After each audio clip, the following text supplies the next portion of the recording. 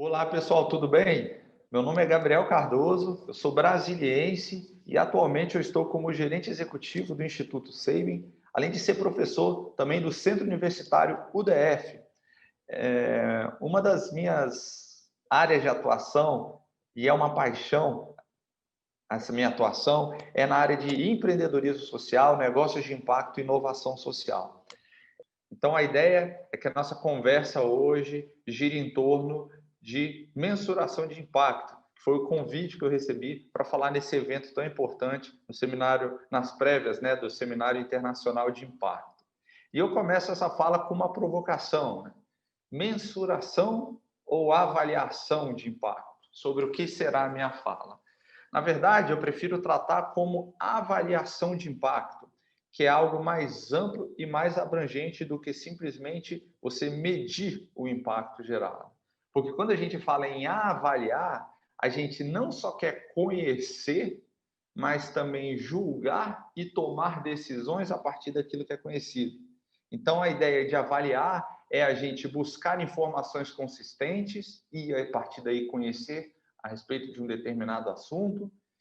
Depois que a gente tem essas informações em mãos, a gente pode julgar o que fazer com elas, usando critérios previamente definidos, que sejam justos, claros e realistas, e então tomar as decisões em qualquer âmbito que nós estejamos, seja no serviço público, seja como empreendedor de impacto, seja no terceiro setor.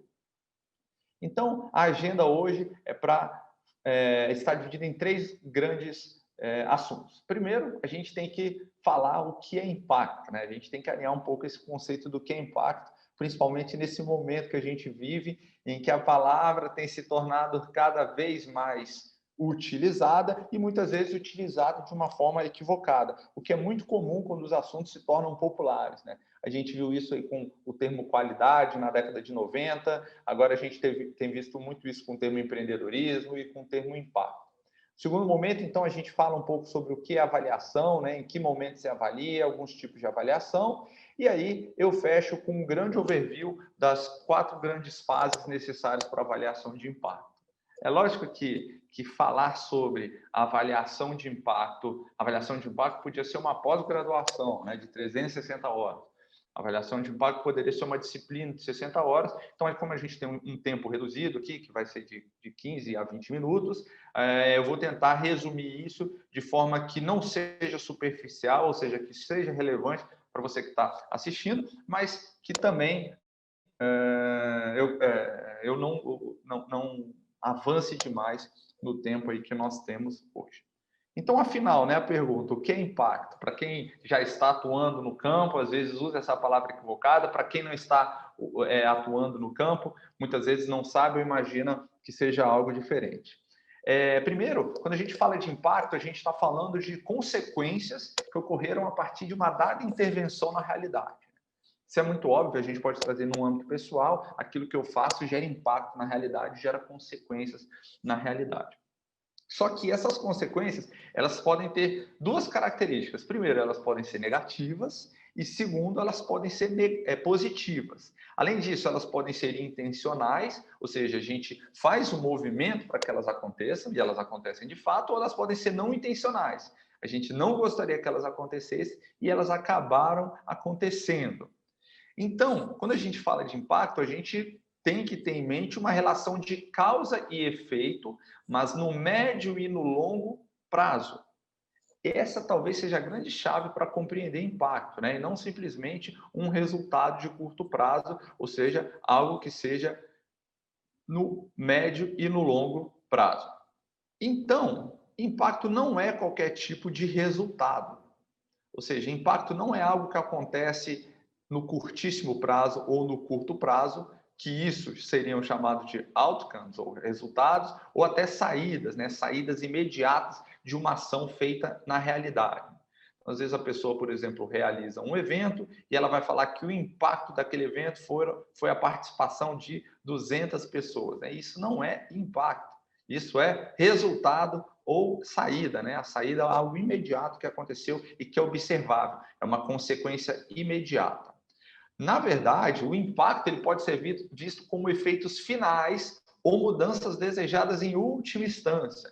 Então, pegando aquela cadeia de causa e consequência que a gente falou ali no início, a gente vai imaginar que essa cadeia de causa e consequência, ela se reverbera no médio e no longo prazo, e o impacto seria a última instância, aquilo que eu imagino como consequência final e intencional da minha ação na realidade. Por isso que o impacto também tem outros nomes, né? Quando a gente começa a estudar impacto, você vai ver que alguns autores vão chamar de ultimate outcome ou long-term outcomes, que são justamente aquela última instância que a gente espera a partir de uma ação feita no presente. Logo, distendido no tempo, a gente entende que as nossas iniciativas, elas colaboram para esse resultado de longo prazo, mas ela não consegue realizar sozinha.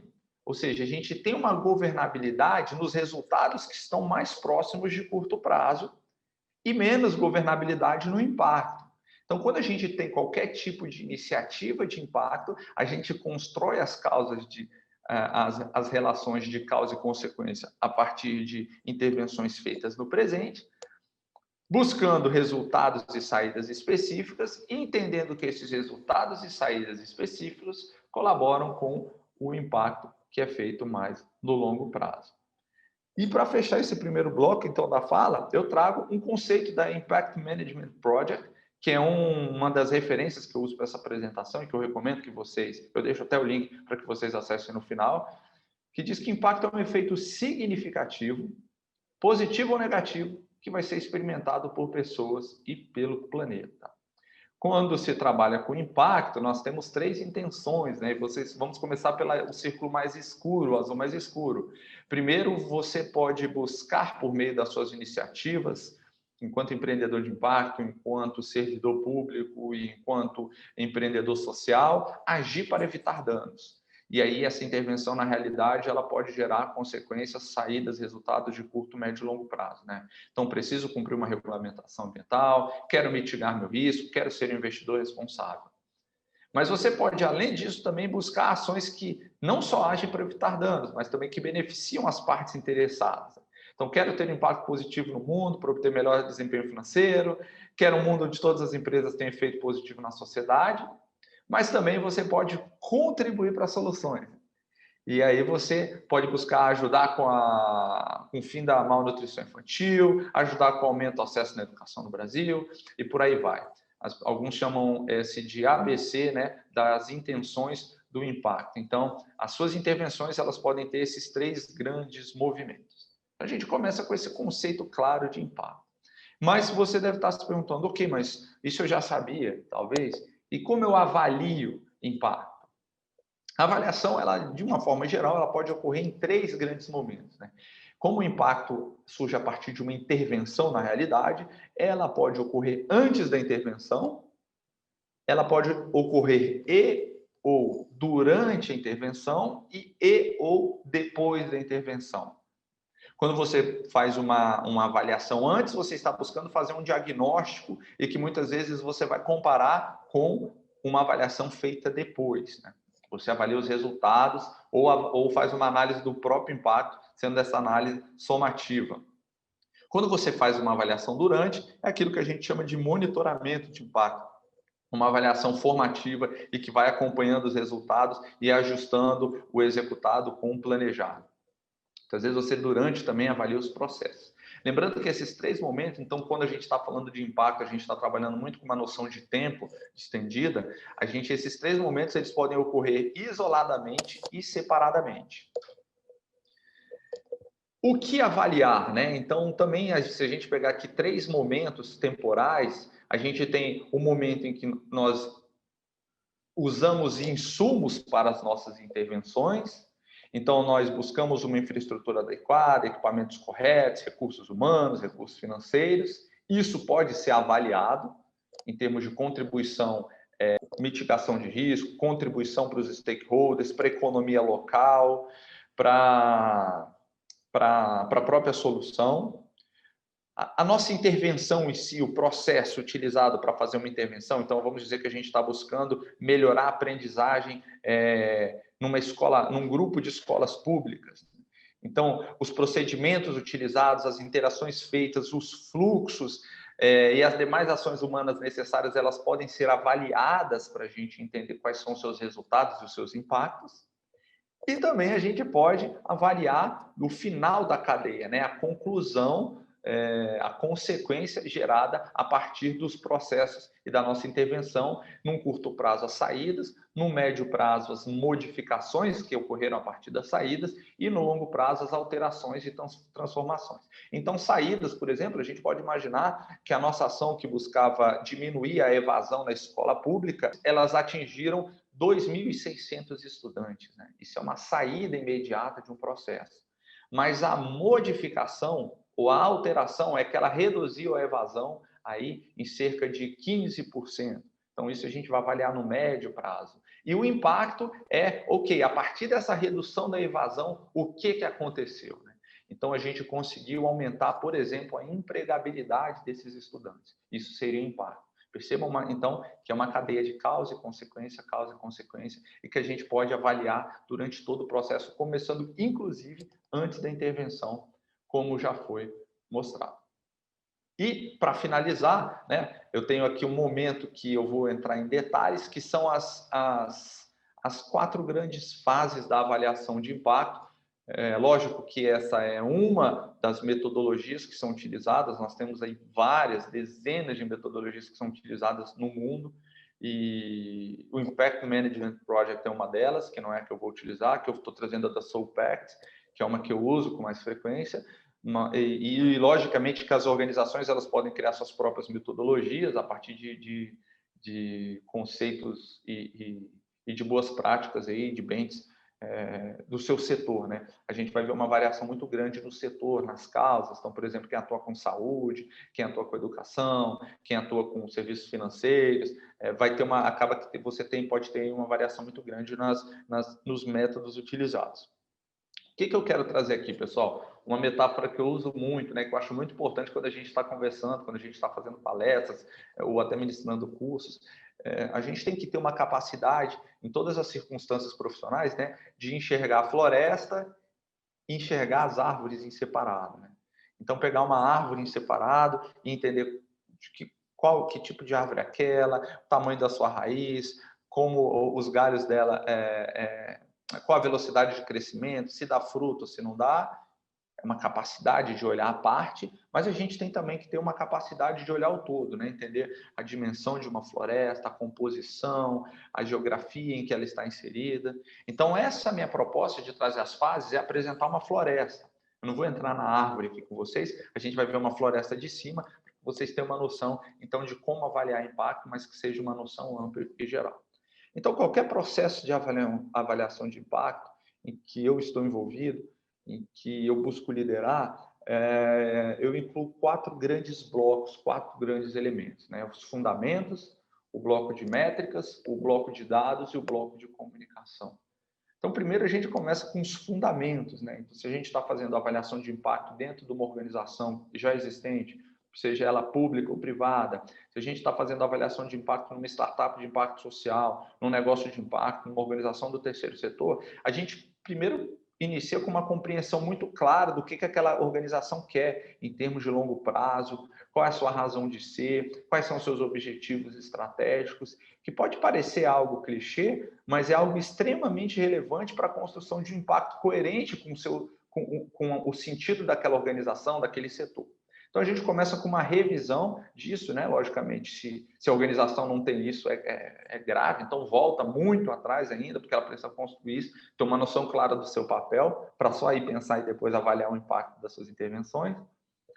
Na sequência, então, a gente estrutura qual é a intervenção que vai gerar um impacto, né? Se é um programa dentro de uma organização, se é um projeto. Às vezes é um programa interinstitucional, né, que envolve uma parceria, uma cross-sector partnership. Vários, por exemplo, organizações públicas, privadas, elas desenham um programa para gerar um tipo de impacto, ou se é um negócio de impacto em si. Então, a gente estrutura muito bem, ou tem uma clareza muito grande do funcionamento desse negócio, desse programa, desse projeto, que seria um entendimento da intervenção.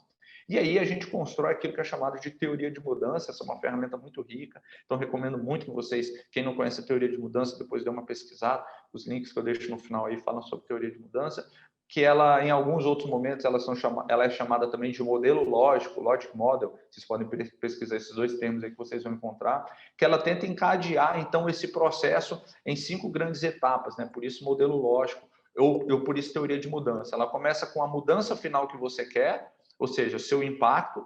Você começa escrevendo sobre o seu impacto e depois você sai desenvolvendo quais são os insumos necessários para esse impacto, quais são os processos que você vai realizar nesse impacto, quais são as saídas imediatas desse processo, quais são os resultados dessas saídas e aí só para chegar no impacto. São essas 5 fases aí da teoria de mudança que você deve desenvolver.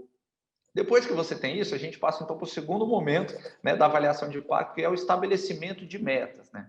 E essa é uma parte importante porque às vezes as pessoas se perdem aqui nesse processo de avaliação, tentando avaliar N possibilidades. Você tem que ter uma compreensão muito clara do que importa para a sua iniciativa, para você escolher aquilo e avaliar aquilo. Porque avaliar impacto é algo caro, é algo trabalhoso, então você tem que ser eficiente e efetivo na escolha do que quer avaliar.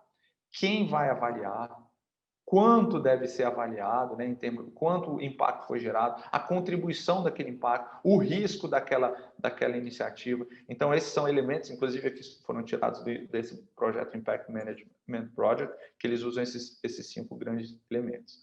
Bom, existe N possibilidades de você escolher métricas, existem possibilidades de você alinhá-las com métricas padrão, né?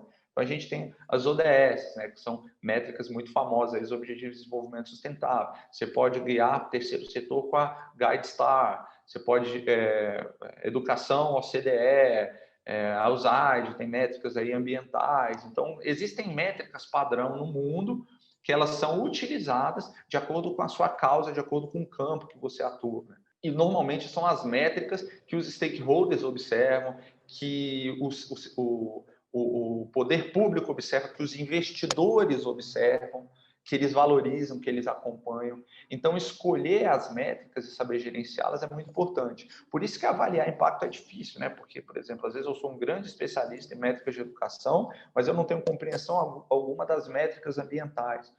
Então, esse universo de métricas é enorme, é enorme. Então, esse cuidado da escolha, da definição das métricas é um momento muito importante dentro desse processo. Na sequência, a gente passa para os dados, então, né? E aí define o método e o pipeline, como eu vou coletar esses dados para avaliar das intervenções. A intervenção está sendo gerada, eu preciso coletar dados. Como eu vou compilar esses dados? Como eu vou tabulá-los? Depois, quais os métodos que eu utilizo para analisar esses dados e entender o que eles estão me falando em termos de resultados? E como eu visualizo esse método e pipeline, aqui a gente fala não só do estabelecimento deles, mas já da execução, tá ok? Então, não só você saber e definir como vai coletar, quem vai coletar esses dados, mas você coletar de fato. Se você está fazendo monitoramento, existem coletas periódicas. Se você faz uma avaliação somente somativa, no final, você tem uma só coleta. Então, isso tudo é definido e feito aqui, nessa etapa. E 2 e 3, né? Tanto a capacidade de dados quanto as ferramentas de dados, como você vai explorar esses dados, analisá-los, que ferramentas você vai utilizar, tecnológicas, e você pode usar desde uma planilha Excel até ferramentas super modernas hoje de dados, né? A gente está numa era de dados e o que mais se tem hoje são ferramentas. Então, você define a capacidade de dados, tanto de coleta que você vai ter, quanto de análise. O céu é o limite aqui, pessoal. Você pode ter os empreendedores de impacto que estão começando, eles podem fazer avaliações de impacto simples, mais honestas, claras, que mostrem dele uma clareza, que tem uma tese de impacto clara, mas também você pode trazer ferramentas poderosíssimas se você está numa organização já estabelecida, se você tem orçamento para tal, e se isso faz sentido para aqueles que vão ver o resultado do seu processo de avaliação. E, por fim, o último momento, né, que também é muito importante, porque, retomando, então, aqui o início da nossa conversa, a avaliação é você não só julgar não só conhecer e julgar, mas você também tomar decisões a partir do que foi conhecido e julgado. Então, para isso, você precisa saber comunicar o que você encontrou na sua avaliação. Então, você reconecta mais uma vez o que foi encontrado com os fundamentos, né, com a sua visão, missão, com o que o programa queria, com a teoria de mudança que foi feito, como você desenvolve um bom relatório de impacto, há N possibilidades, existem diferentes tipos de relatórios para diferentes tipos de stakeholders, como você alcança a sua audiência, né, porque não adianta você ter uma clareza e uma evidência muito consistente de que você gera impacto se você não consegue mostrar isso para a audiência que você está buscando, para os stakeholders que você está buscando, e em último caso, né, como você cria uma história com os dados que você tem e usa essa maravilhosa arte de contar histórias, que é o storytelling, aí para mostrar qual é o impacto que a sua iniciativa gera na humanidade. Bom, pessoal, era basicamente isso que eu tinha para falar para vocês. Espero que tenha ficado clara a nossa conversa.